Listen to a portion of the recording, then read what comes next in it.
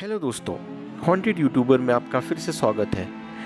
यह कहानी मुझे एक दोस्त के दादाजी ने बताई थी। उन्होंने अंग्रेज़ों का दौर देखा था और वो पेशे से मालगुजार हुआ करते थे। मालगुजारी उस ज़माने की कुरियर सर्विस की तरह हुआ करती थी। वो ज़माना जब गाँव और शहरों के बीच कच्चे रास्ते, जंगलात, नदियाँ ये सब हुआ करता था। रात को घुप अंधेरा हुआ करता था उन रास्तों पर। मालगुजार अक्सर गांव और शहरों के उन भरोसेमंद लोगों में से होते थे जिन्हें लोग दूसरे शहर या गांव में रहने वाले अपने रिश्तेदार या पहचान वालों के पास कोई कीमती सामान जैसे गहने, पैसे आदि सौंप दिया करते थे। इसके अलावा भी कुछ सामान यह मालगुजार पहुंचा देते थे। आमतौर पर इन मालगुजारों के पास 2 से 3 घोड़े हुआ करते थे जिनके देखभाल और खुद के पेट पालने के लिए यही मालगुजार फीस लेते थे। उसके दादाजी खुद को डाकुओं से बचाने के लिए राइफल रखा करते थे और उस दौर के उनके बहुत से किस्से वो हमें बताया करते थे। जब मेरी उनके साथ बातचीत होती थी तब वो करीबन 100 साल से ऊपर के हो चुके थे।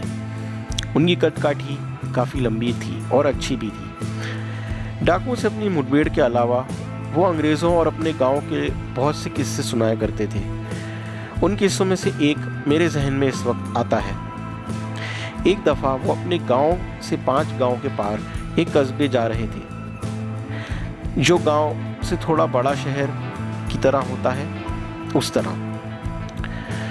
उस बार उनके पास कुछ जेवर, गेहूं और किसी की जायदाद के कागज़ थे जो उन्हें शहर पहुंचाने थे। 2 दिन और 2 रात का सफ़र था। दूसरा दिन गुजरने के बाद बस अब उनको एक जंगल और एक गांव पार करना था। रात भर चलने पर वो अगली दोपहर तक वहां पहुंच जाते। यही सोचकर वे रात में जंगल पार करने के लिए चल पड़े। उन्होंने जंगल पार किया ही होगा कि अचानक उनका घोड़ा हिनहिना कर रुक गया। उसकी लगाम खींचने पर भी वो आगे नहीं बढ़ा और ऐसा लग रहा था जैसे सामने की तरफ किसी चीज़ से वो डर रहा है या घबरा रहा है। दादाजी ने लालटेन की रोशनी में देखने की कोशिश की कि सामने की तरफ की झाड़ियों और पेड़ पौधों में हलचल हो रही थी। जितने में दादाजी समझने की कोशिश करते, घोड़ा तेजी से पीछे हटने लगा।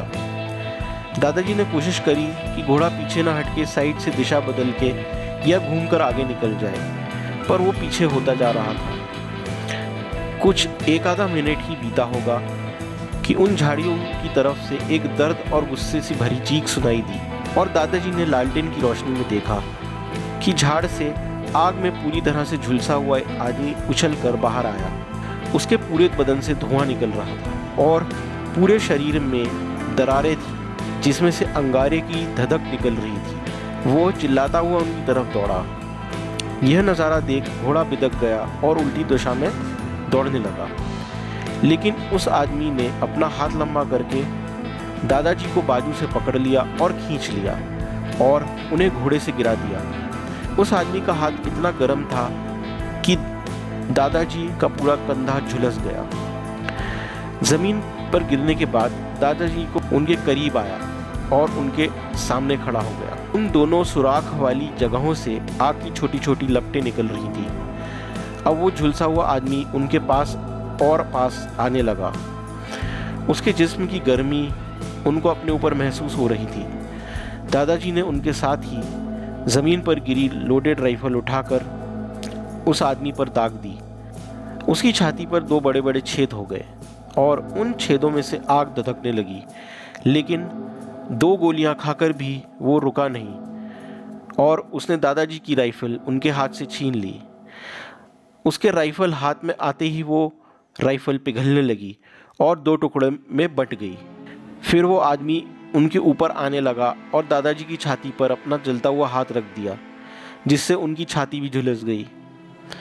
किसी तरह अपने होश को संभालकर उन्होंने हनुमान जी का नाम लेना शुरू कर दिया और नाम लेते ही देखते वो आदमी एक लंबी सी छलांग मारकर एक दरख्त पर जाके एक हाथ से लटक गया। ऊपर वाले का नाम पढ़ते पढ़ते कब उनकी आंखें बंद हो गईं, उन्हें कुछ याद ही नहीं।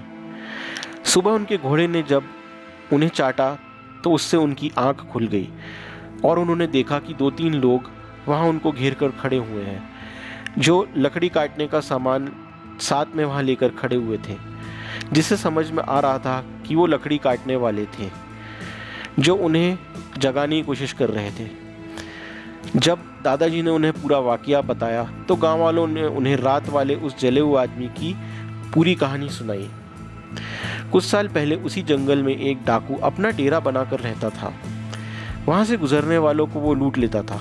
न जाने कितने ही लोगों का खून वह कर चुका था और कितनी ही औरतों के साथ बलात्कार भी कर चुका था। उसकी वजह से गांव के लोगों का आना जाना भी वहां से बंद हो चुका था।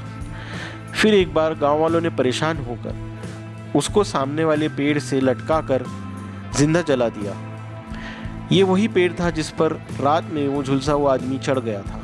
फिर गांव वालों ने दादाजी को पानी पिलाया, गांव लेकर गए, उनको जो भी सामान शहर ले जाना था वो पहुंचा दिया, उनके जले हुए पर मरहम पट्टी की। करीब 1 महीना वो बीमार रहे। उसके बाद उन्होंने वो काम छोड़ दिया। दोस्तों, आप नहीं मानोगे कि मैंने दादाजी के कंधे पर और छाती पर हथेलियों और उंगलियों के झुलसे हुए निशान देखे हैं। तो दोस्तों, ये थी मेरी सेकंड कहानी। और प्लीज़ इस चैनल को लाइक करें, सब्सक्राइब करें और अगर आपको पसंद आया तो ये शेयर भी कर सकते हैं। वीडियो देखने के लिए धन्यवाद।